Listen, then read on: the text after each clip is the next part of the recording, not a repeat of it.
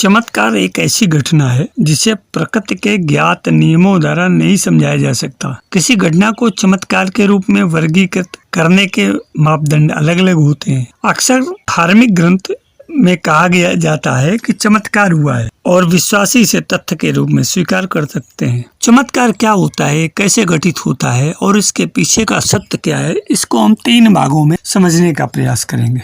पहला इसका है कि हमारे मन का विश्वास, दूसरा ये है कि प्रकृति के द्वारा संपादित किए गए कार्य और तीसरा है अपने मन की एकाग्र शक्ति। तो पहले भाग पर हम आते हैं। जो विश्वास हमारे मन से बाहर झांक रहा है उसे कैसे देखा जाए। इंसान को ऐसी कौन सी समझ दी जाए कि उसके विचार ही बदल जाएं। यदि उसके विचार बदल गए तो पूरे शरीर में जो तरंग उठेगी वह विश्व की हर उस चीज से संपर्क करेगी जो सकारात्मक है। विश्वास की ये तरंग जो आपके अंदर है वह उन चीजों को आपकी ओर आकर्षित करती है जो आप चाहते हैं। इस तरह सारी सकारात्मक चीजें आपके जीवन में आने लगती हैं। इंसान को तुरंत विश्वास की शक्ति मिल जाए तो हमारे जीवन में चमत्कार शुरू हो जाए, क्योंकि सभी चाहते हैं कि उनके जीवन में चमत्कार हो। आप अलग अलग चमत्कार के बारे में सुनते हैं तो यही कहते हैं कि मेरे जीवन में ऐसा कब होगा। क्या आजकल के युग में चमत्कार संभव है? हर एक के जीवन में चमत्कार हो सकते हैं, सिर्फ उस इंसान को चमत्कार देखने की आंख मिलनी चाहिए। चमत्कार कैसे होते हैं इसकी समझ प्राप्त होनी चाहिए, क्योंकि जो विश्वास आपके अंदर से झांक रहा है उसे प्रकट होना है।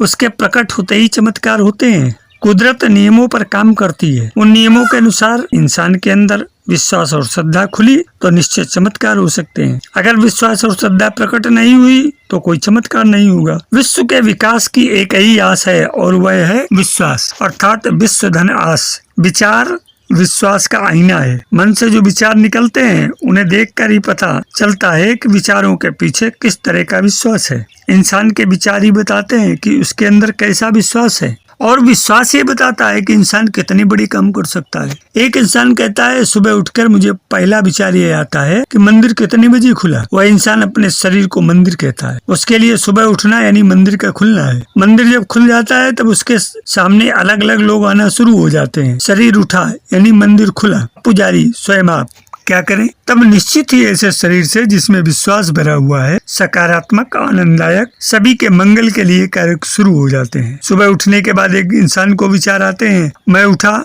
मैंने क्या क्या किया, और दूसरे इंसान को विचार आता है कि मंदिर खुला। इन दोनों विचारों में छोटा सा फर्क है, मगर यही फर्क एक को असफलता दिलाता है, दूसरे को सफलता, क्योंकि दूसरे इंसान ने अपने आप को जान लिया, इसलिए उसमें यह विचार आया। मगर ये विचार आने के लिए उसने न जाने कितने शिविर किए होंगे, घंटों सत्य का श्रवण किया होगा, मनन किया होगा। आपके विचार ही बताते हैं कि आपकी अवस्था क्या है। आपके विचारों के पीछे जो झांक रहा है, आपका आत्मविश्वास बेचारा किस अवस्था में है।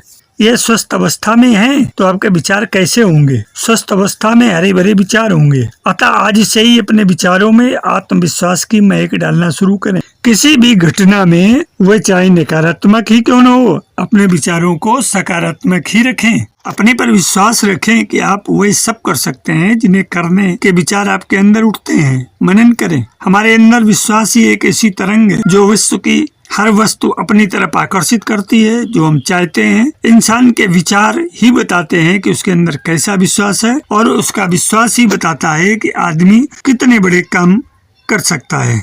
अब दूसरा भाग, जागरूकता यानी अपने आप में होने का भाव।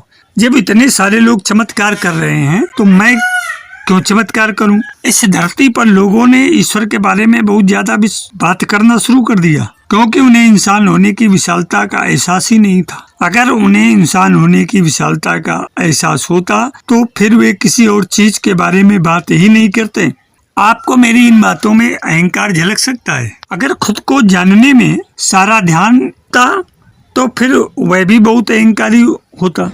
तो ये कोई अहंकारी होने अहंकारी नहीं होने की बात नहीं है। यह सिर्फ जीवन को उसी तरह से देखने की बात है कि जैसा वह है। इस जीवन को वैसा बनाने के बारे में नहीं है। जैसा आपको लगता है उसे होना चाहिए। अगर आप अपने जीवन को वैसा नहीं देखते जैसा वह है तो आप उन चीजों को लेकर कल्पना शुरू कर देते हैं जो आपके अनुभव में नहीं होती। मैं ये नहीं कह रहा कि ये चीजें होती ही नहीं, बल्कि वे अभी तक आपके अनुभव में नहीं है। लेकिन अगर आप उन चीजों के बारे में सोचना व अंदाज लगाना शुरू कर देंगे तो फिलहाल आपके अनुभव में नहीं है। तो इस तरह आप सिर्फ मूर्ख ही बनेंगे। यही वजह है कि जो सबसे ज्यादा मूर्ख होते हैं वे समझदारों की तुलना में आसानी से चमत्कारों के चक्कर में आते हैं। अफसोस की बात है कि चमत्कार हमेशा मूर्खों के साथ ही होता है, क्योंकि मूर्खों का अपनी कल्पनाओं पर कोई काबू नहीं होता। सारी मूर्खतापूर्ण चीजें उनके सामने चमत्कार की तरह आती हैं।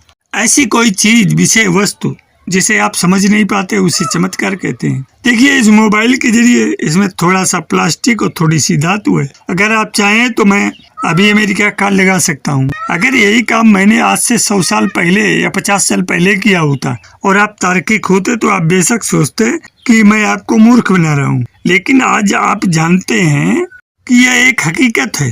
तो क्या यह चमत्कार है?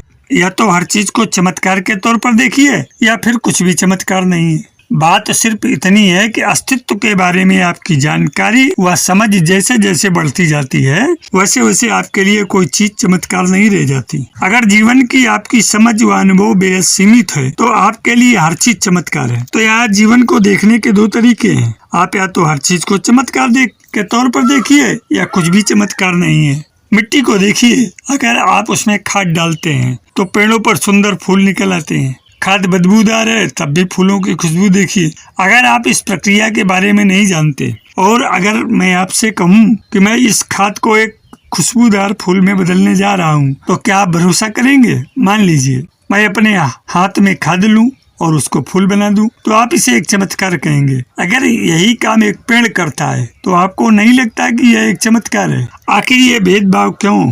पेड़ भी तो चमत्कार कर रहा है। हर चीज जिसे आप नहीं समझते चमत्कार की तरह लगती है। तो ये विज्ञान व अध्यात्म के बीच के नजरिए का फर्क है।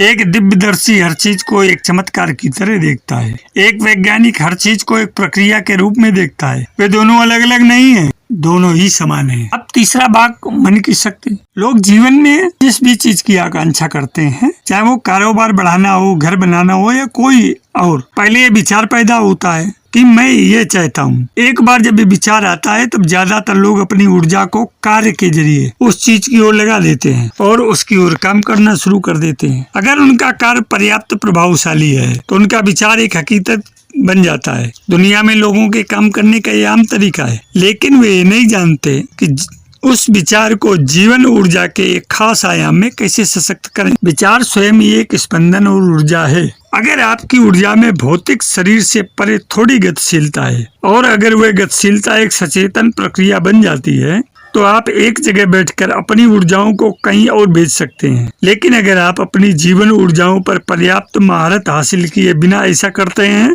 तो हो सकता है कि आपको पता नहीं हो कि ऊर्जा को वापस अपने अंदर कैसे खींचें।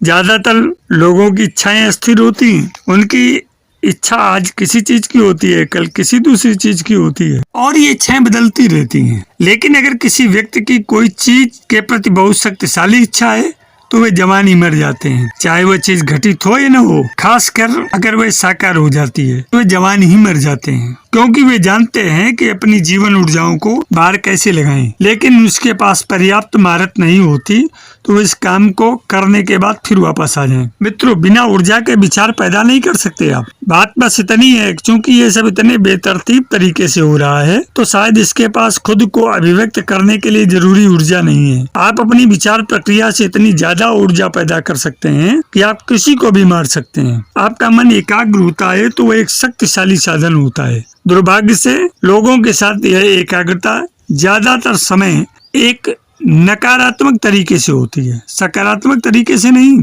एक क्रोधित मन और कामातुर मन भी बहुत ज्यादा एक चित्त होते हैं। इसलिए भारतीय संस्कृति में बच्चों को हमेशा चेतावनी दी जाती है, जब तुम गुस्से में हो तो किसी के लिए कुछ भी नकारात्मक मत कहो, क्योंकि अगर आपका मन क्रोध से एक चित्त बन गया है तो वह खुद को अभिव्यक्त कर सकता है। चलिए विचार पैदा करने की प्रक्रिया पर गौर करते हैं। क्या आपका विचार सचेतन है या बस उन लाखों चीजों का परिणाम है जो आपके मन में चल रही हैं? जब आपका विचार अचेतन होता है तो ज्यादातर समय वो मानसिक दस्त जैसा होता है, उस पर कोई काबू नहीं रहता, वह बस भटकता रहता है क्योंकि पुरानी सामग्री अंदर भरी है। यह बिल्कुल वैसा है, आपके पेट में खराब खाना जितना ज्यादा होगा उतने ज्यादा आपके दस्त चलते रहेंगे। जब आपको मानसिक दस्त हो रहे हो तो आप उसे विचार नहीं कह सकते। अगर लोगों ने अपनी जगह को साफ कर लिया है और तब वो कोई विचार लाते हैं तो ये विचार वाकई मायने रखता है, क्योंकि वह एक सचेतन प्रक्रिया से पैदा हुआ है। एक बार जब ये विचार इस तरह जारी रहता है और इसे उस स्पष्टता में कायम रखा जाता है, तब उसे ऊर्जा से भरा जा सकता है। अगर आप अपने मन में सचेतन रूप से एक विचार पैदा करते हैं और अगर वह एकाग्र है तो वह दुनिया में अपना रास्ता खोज लेगा, वह स्वाभाविक रूप से खुद को साकार कर लेगा। और अगर आपके पास अपनी जीवन ऊर्जाओं पर थोड़ा ज्यादा नियंत्रण है तो आप उसे और परमार्जित कर सकते हैं। हर किसी के जीवन में कभी न कभी ऐसा समय आता है जब कोई चमत्कार काम आता है। हर कोई अपने आराम क्षेत्र से बाहर निकलता है। हर व्यक्ति को अपने वातानुकूलित विश्वासों से मुक्त होने के लिए सबक दिए जाते हैं। जीवन चाहता है कि आप अपनी ऊर्जा बर्बाद करना बंद करें और चीजों को कैसे बदलना चाहिए इस पर नियंत्रण करने की कोशिश करके अपने लिए अनावश्यक पीड़ा पैदा करना बंद करें। जीवन ने आपके लिए बेहतर चीजें रखी हैं। अपने दिल का सम्मान ऐसे तरीकों से करें जो दिमाग की कल्पना से भी बेहतर और अधिक आनंददायक हो। चमत्कारों को संभव बनाने के लिए तर्क को हटाना आवश्यक है। तो फिर आप वास्तव में चमत्कार कैसे कर सकते हैं? ये एक ऐसी अद्भुत घटना जो तर्क से परे हो। आइए कुछ विवेचनों से हम इसे समझ सकते हैं। पहला है कि मूर्ख की तरह दिखने के लिए तैयार रहें। यदि आप वास्तव में जादू प्रकट करने जा रहे हैं तो अहंकार को भंग करने के लिए हमेशा कुछ सबक दिए जाते हैं। आपको गलत समझा जाएगा, आपको मूर्ख के रूप में आंका जा सकता है। आप विनम्रता और निर्भरता सीखेंगे। दिल और उसकी लालसा से शक्ति प्राप्त करें। ये सच्चाई निहित है, न कि है सभी उत्तरों को न जानने के कारण आपको कैसे देखा जाता है। सपना संभव है, आपका दिल ये जानता है। अपने खुद के डरे हुए दिमाग सहित गैर विश्वासियों से दूर रहें। दूसरा है भावना में जिए। आप जिस भावना का अनुभव करना चाहते हैं उसका एक स्पष्ट दृश्य बनाएं, उस पर ध्यान केंद्रित करें। जबकि आपके पास एक दृश्य छवि होगी कि सपना कैसा दिख सकता है, आप वास्तव में कैसा महसूस करना चाहते हैं, इस पर विस्तार से विचार करें। इसे परिभाषित करें और फिर इसे पूरी तरह से महसूस करें। इसे वास्तविक के रूप में कल्पना करें। जितना संभव हो सके इस पर पूरी तरह से विश्वास करें, न केवल कभी कभार प्रेरित क्षणों में बल्कि अपने भविष्य के बारे में आपके द्वारा लिए गए हर निर्णय की पृष्ठभूमि में। अपने सपने के साकार होने को ध्यान में रखें और उसके इर्द गिर्द चीजों को आकार दें। तीसरा है कैसे। इस तथ्य को त्यागें। तार्किक दिमाग को छोड़ने के लिए चेतना लाने का प्रयास करें। ये चमत्कार कैसे होगा इस पर काम करने में अपना समय बिताने पर जोर देना। तर्क का अपना स्थान है। कभी कभी विशिष्ट कार्रवाई की आवश्यकता होती है, लेकिन क्या वह कार्रवाई स्पष्टता और प्रेरणा से प्रेरित है या यह डर या यह न जानने से प्रेरित है कि और क्या करना है? यदि ये उत्तरार्ध है तो आप वास्तव में चमत्कार को उतरने से रोक रहे हैं। अपनी दिव्यता को याद रखें। आप अपनी मानवता के पीछे और उसके माध्यम से एक आध्यात्मिक प्राणी हैं। जीवन आपसे प्यार करता है और आपके पक्ष में है। भरोसा रखें कि आपको समर्थन देने के लिए पृष्ठभूमि में चीजें पहले से ही जगह पर रखी जा रही हैं। चौथा है पुरानी कहानियों को ठीक करें। यदि आप चमत्कार की संभावना पर विश्वास करने के लिए पर्याप्त साहसी हैं, तो आपको पुरानी कहानियों को फिर से देखने और ठीक करने के लिए फिर बुलाया जाएगा। आप और किस तरह से खुद को अधिक आशीर्वाद प्राप्त करने के लिए खोल सकते हैं। पुराने सबक सामने आएंगे, उन्हें सामने आने की जरूरत है। वे केवल पुरानी सीमाओं से आकार लेते हैं। वे परिचित हैं लेकिन अब आप पर फिट नहीं बैठते।